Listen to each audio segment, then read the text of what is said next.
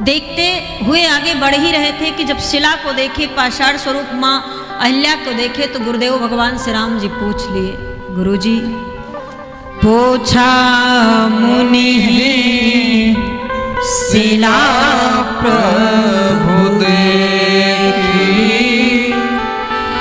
सकल कथा मुनि कहाँ विशेषी। उस शिला के बारे में राम जी ने पूछा है। कितने उदार हैं राघव हमारे। अयोध्या से मिथिला तक पैदल यात्रा किए हैं। पहले बक्सर आए, बक्सर से फिर मिथिला जा रहे हैं। इस पूरे पैदल यात्रा के दौरान सिर्फ एक ऐसी पत्थर की शिला दिखी जिसके बारे में राम जी ने जिक्र किया। क्या और पत्थर ना दिखा होगा, और शिलाएं ना दिखी होंगी, और पाषाण नहीं दिखे होंगे, पर्वत पहाड़ नहीं दिखे होंगे, लेकिन चर्चा भई तो सिर्फ एक की। और इसलिए क्योंकि शायद कोई है जो वर्षों से भगवान की प्रतीक्षा पाषाण स्वरूप में कर रहा है। कोई है जो श्राप मुक्त होने के इंतजार में भगवान का राह देख रहा है। और कोई भी प्रतीक्षा अगर परमात्मा का करेगा तो आज नहीं कल भगवान अवश्य कृपा करेंगे। महाराज मां भक्ति कर रही हैं, भगवान का इंतजार कर रही हैं, प्रतीक्षा कर रही हैं धैर्यता के साथ। आज पाषाण बनने के बाद भी, इतनी पीड़ा के बाद भी मां ने एक बार किसी से शिकायत नहीं किया,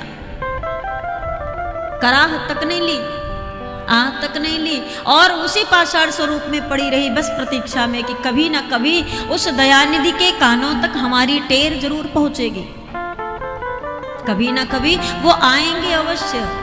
इस भरोसे के साथ, इस इंतजार के साथ मां प्रतीक्षा कर रही। आज राम जी इसीलिए आए तो और किसी पाषाण के बारे में नहीं पूछे, और किसी शिला के बारे में जिक्र नहीं किए, और कोई पर्वत पहाड़ पर दृष्टि नहीं डाले। सिर्फ पाषाण स्वरूप मां अहिल्या को देखते ही गुरु जी से बोले, ये शिला कैसी शिला है। राम की उदारता, राम की दयालुता को देखने के पश्चात विश्वामित्र जी ने राघव से कहा, राघव गौतम नारी श्राप बस उपल देह धरि धीर, चरण कमल रज चाहती,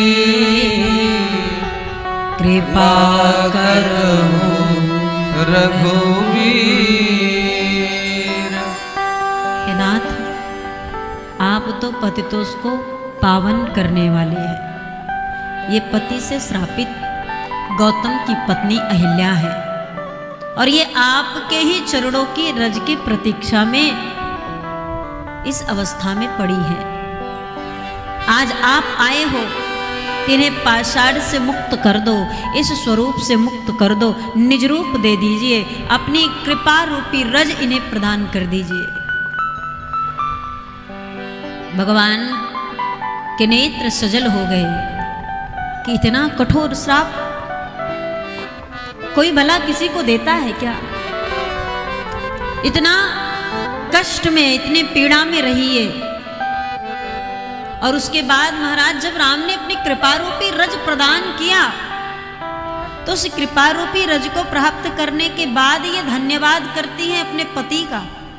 जिस पति के कारण वर्षों से पाषाण बन करके रही, उसी पति का धन्यवाद ज्ञापित कर रही। अच्छा किया कि आपने मुझे पाषाण बना दिया, शिला बना दिया। क्योंकि मैंने सुना है, श्रुतियां गाती हैं, शेष शारदा गाते हैं, आगम निगम पुराण गाते हैं कि जिन चरणों की रज को मैं सहजता से सिर्फ एक श्राप के कारण प्राप्त कर ली, उन चरणों की एक झलक दर्शन मात्र पाने के लिए जन्म जन्मांतर तक व्यक्ति तपस्या में लगा रहता है।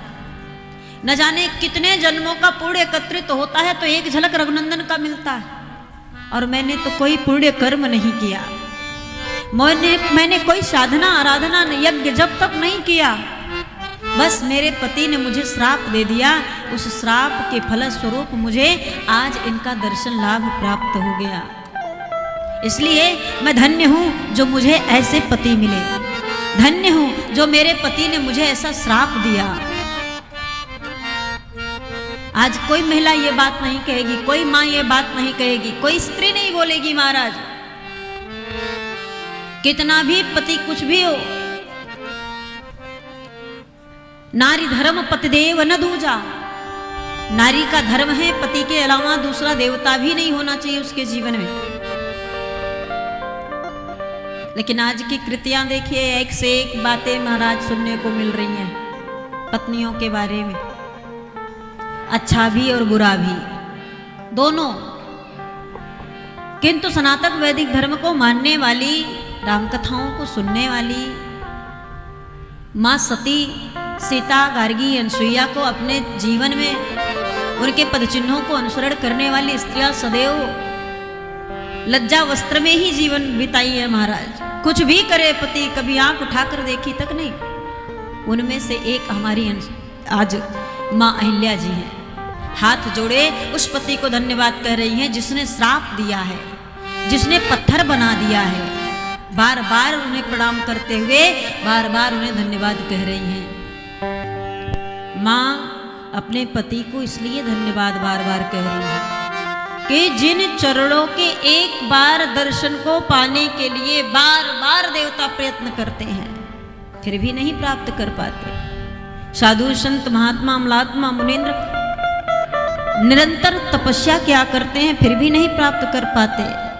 जिन चरणों के दर्शन को पाने के बाद क्या आनंद है, क्या लाभ है, सिर्फ शिव समझते, शिव जानते हैं।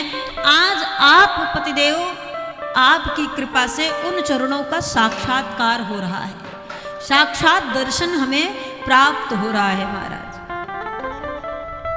और भगवान को बार बार प्रणाम करके बस एक ही बात कहती है कि अगर नाथ आप सामने खड़े हैं, भगवान आवे, भगवान के विग्रह के सामने भी हम आप जाते हैं तो धूप धूप अक्षत नैवेद्य सब कुछ लेकर जाते हैं, भगवान को अर्पित करते हैं। माने का मेरे पास कुछ भी नहीं है, सामने भगवान साक्षात खड़े हैं और मेरे पास है नहीं कुछ अर्पित करने के लिए। हे नाथ मुझे क्षमा करिएगा, मैं मति भोरी, एक तो वैसे भी मेरे पास बुद्धि नहीं और आपको सामने देखने के बाद तो बिल्कुल भी बुद्धि काम ना कर रही। मैं कैसे किस प्रकार से आपका स्वागत करूं, आपकी स्तुति करूं, आपकी वंदना करूं और आराधना करूं, कुछ समझ में नहीं आ रहा है, इसलिए हमें क्षमा करिएगा प्रभु।